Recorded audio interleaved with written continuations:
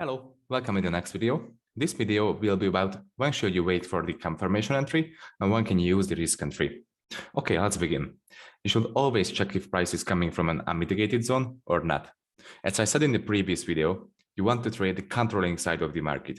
If you are waiting for a demand trade, but price is coming from an unmitigated supply zone, supply is in control, and you can't execute a demand trade without a confirmation because there could be a high chance for you to get stopped out.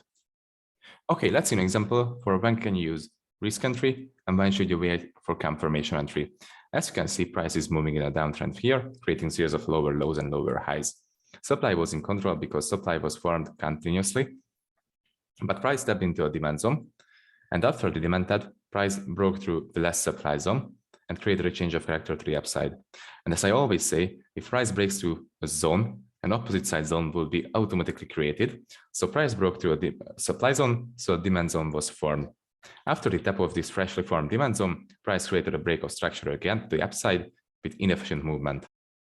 Okay, after this, if you want to execute a demand trade here and follow the trend, you have three possible scenarios.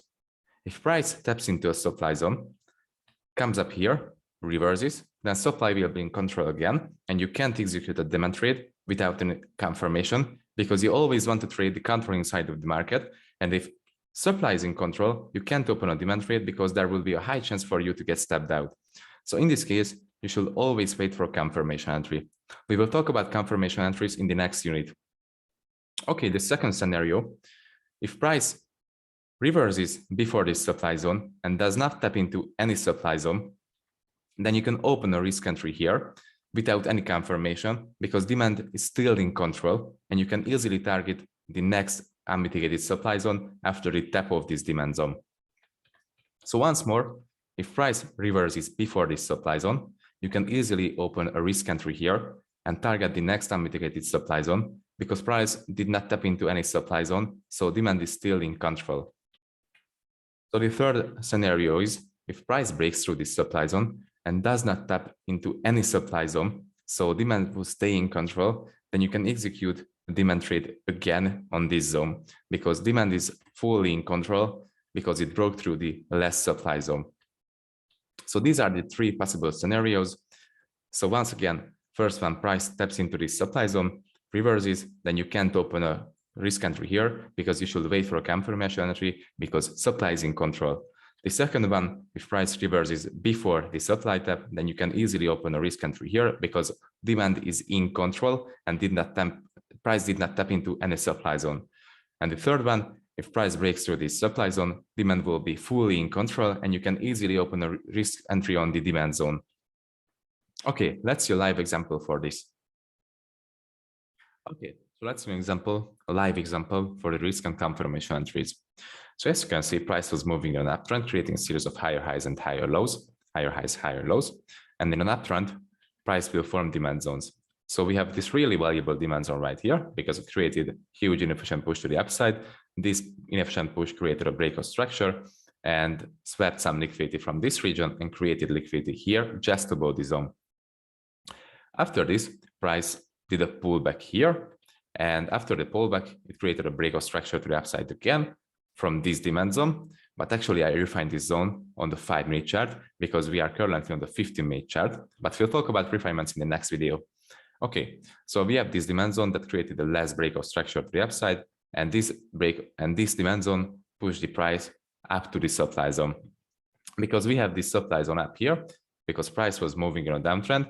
And now price is in the pullback phase in the uptrend.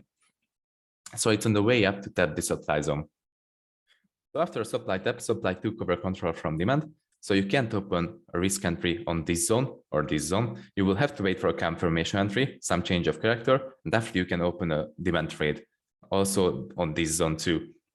So let's see what happens. Price reacted on this supply zone, as you can see, strong rejection. So supply is in control. If price breaks through this zone, supply will be fully in control because it broke through the last demand zone.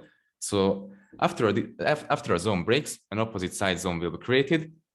So if this demand breaks, supply zone will be created. Let's see what happens. Very strong momentum. As you can see, price broke through this demand zone. So a supply zone has been created. And this supply zone, This supply zone caused the order flow that led to a break of structure and change of character to the downside, and it broke through the last zone. So we can't open a risk entry here because we have to wait for a confirmation entry. Let's see what happens. Supply is fully in control. So supply is still in control. Let's see what happens. Okay, price stepped into the supply zone, as you can see, and had a reaction and some rejection. So this means demand is in control now. And we have this supply zone up here that caused the tap of this zone with inefficient push, as you can see, and break of structure to the downside. And actually it swapped some liquidity from this region too. So this is a really valuable supply zone. If price steps into this supply zone and rejects on it, supply will be in control again. But if price breaks through this zone, demand will be in control again, and the demand zone will be formed because it broke through an opposite side zone. Okay, let's see what happens. As you can see, price stepped into this zone and had a reaction. So supply is in control now. If price breaks through this zone, demand will be in control and the demand zone will be formed. Okay, price broke through a supply zone. So demand zone has been formed here, as you can see. We have this demand zone right here. Let's just extend the zone and play price forward. So actually you can open a long trade on this zone because this was the confirmation entry. Price broke to the last supply zone. So demand has been formed.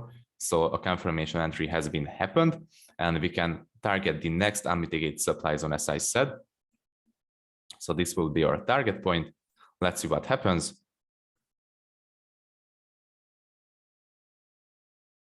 Price tagged us into the trade, had a reaction. So demand is in control, as you can see. Price reacting strongly on this demand zone.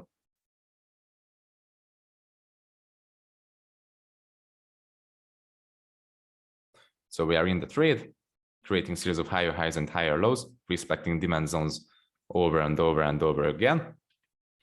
I will just extend these zones. Let's see what happens.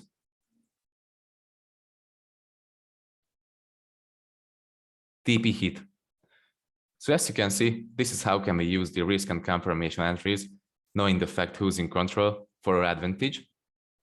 And this is a really, really strong weapon. So you have to master it and master everything about the control side, because you always want to trade the countering side of the market. Okay, meet you in the next video.